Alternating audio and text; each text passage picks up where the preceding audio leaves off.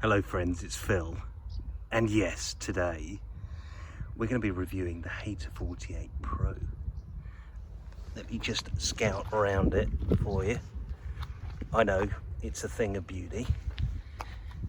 Oh, look at that. Look at that, my friends. Right, so I've had this now for around about 8 weeks, and I thought I'd basically give you a little bit of a rundown of the tasty bits that are blindingly brilliant about them. Now, the first thing is that motor, which is, we look on the front here, it's a Honda GCV X170. Perfect little motor, starts first time, every time, in the cold, in the wet, in the damp. It's just the job, and actually, I think from the petrol that I'm using, it's pretty efficient as well. Now, not to tell you all the secrets about this machine, but I've bought probably, I reckon, around about 20 Hayters over the years for All Gardening, which is the company that I run. And by the way, if you didn't know this, we actually do online lawn care courses, which are pretty cool. Teach anyone in the world how to look after a lawn. But look, I'm going to go through a few of the funky little things that I know are absolutely blinding about this machine, because it's evolved over the years. Over the 15 years I've been buying Hayters, it's evolved into a very perfect machine. Now, and I'll tell you a few funnies. Right, here was one. If you look closely, you see that spring there? That is a spring, I think it's something to do with some sort of shut-off valve to do with the choke. Now, that's a bigger, chunkier spring. In the past, that spring was a tiny little delicate thing, like that other one that you see down there, but even more delicate. And the problem was, every time you stroke past a hedge or a bush or a plant, if you weren't lucky, those springs would bounce off and it'd be an absolute bloody nightmare to get them back on. One, you'd lose the springs, and two, yeah, you just lose the springs, so you couldn't put them back on. Now, the other thing is, that air filter also is protecting the carb really, really nicely, which is fantastic, which is really, really good. That's going to save you a lot of down hours, in my opinion. Not that I've lost a lot of hours from, although they say the company has lost hours, but that is a typical that I've done myself. Now, the other thing, looking at these wheels, right, they are mega-tastic, heavy-duty bad boys, and the good thing about them is they will last and they won't screw up like the old ones used to. The bearings used to go quite easily when they got wet, and there's quite a bit of tread on this actually, so you should, there's about what, 4 mil inside there, so that's going to look after the bearings as well. So those wheels are pretty rad, I'd say. Now, that other thing, right, that really used to do my head in, probably did your head in, if you're considering buying a new Hayter, that bump bar of the past was just crap. They might as well just put a Rizzler paper along the front. And I think that's why quite often you'd have to replace your wheels on your Hayter, because the bump bar would be so delicate that it'd actually bend backwards, and eventually the bump bar would be hitting the wheel or even pushing it out of alignment, I'd say. So yeah, that little bump bar is megatastic, brilliantus, superbos, really. Right, so where else shall we go? Right, the other thing is, now, if you know the Hayter Pro and you know about the rear roller, you will know that actually replacing a rear roller is an expensive little bad boy experience that you don't really want to go for. But what they've done is, they've done quite a few cunning things actually.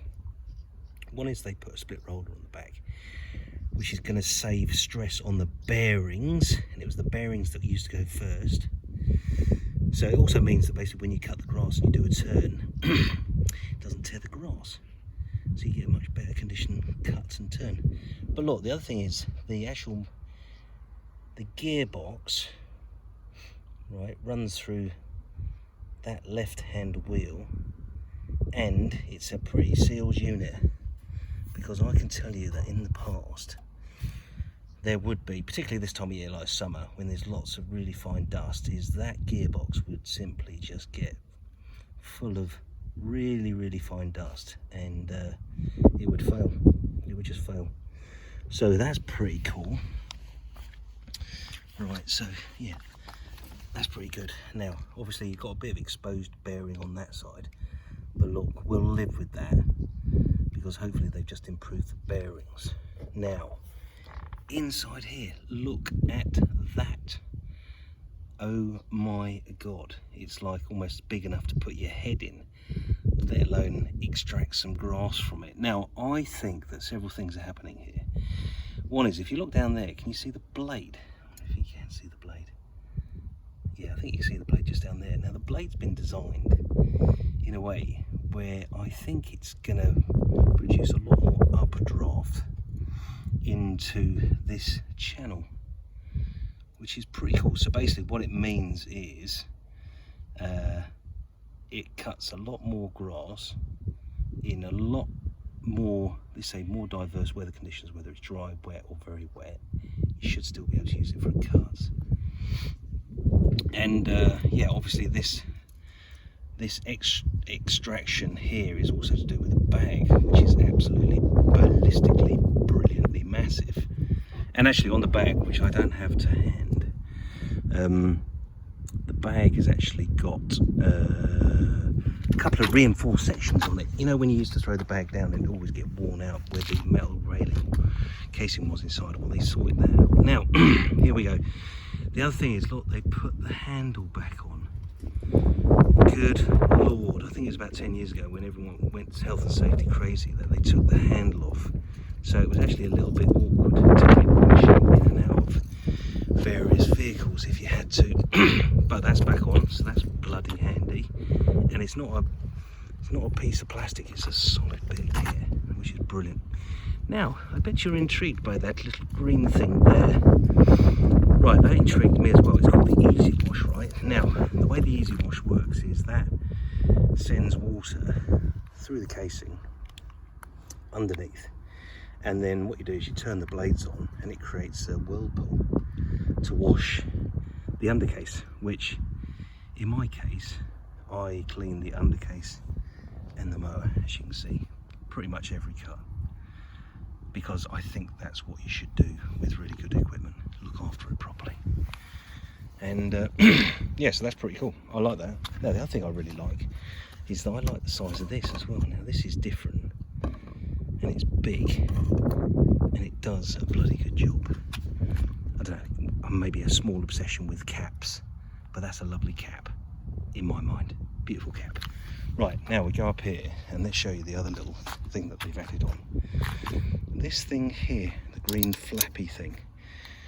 And have a look at the cable here. Yes, it's proper looked after cableage, not just some cheap sort of throwaway thing that's going to fail really quickly. So what you've got here is the clutch on the blade. So you push that down and you pull it in and it pulls the blades. It lifts the clutch so the blades go on. I think that's pretty cool. And now I've been on the, let's say I've been using the Hayter 48 Pro to cut my lawn and several others around. I think it's doing a bloody good job. It's fixed all the problems that we all know about. I tell you, that's the other thing. If you look at that little silver bar there. Right, so that's adjusting the height of the machine down. So it's holding the front wheels axle. Let's have a look in there. It holds the front wheel axle in order that when you push the lever down to a lower cut, it obviously lowers the cut on the front and it lowers the cut on the back, so you get the flat cut that you're after. And that, for reference, the most important thing is that's why when your wheels wear, you should replace your wheels, because what you end up doing is you end up having a mower that's cutting like that. And actually the old mowers used to have a lot of spring and bounce in that mechanism, so you ended up basically having a mower that would go along like that. Anyway, what else can I tell you? What else is going to go wrong on this? Not a lot, really. I reckon they fixed just about everything that needed fixing in the last 15 years of models. And so far, I'm giving it a really good thumbs up. I think the carb needs a bit of tuning, if I'm to be honest. Feels like it's running a bit rich at the moment. But hey, that's good so far. Anyway, look, that's just a little review of the Hayter 48 Pro. Hopefully you enjoyed it and it was useful. Catch you soon. Ta-da.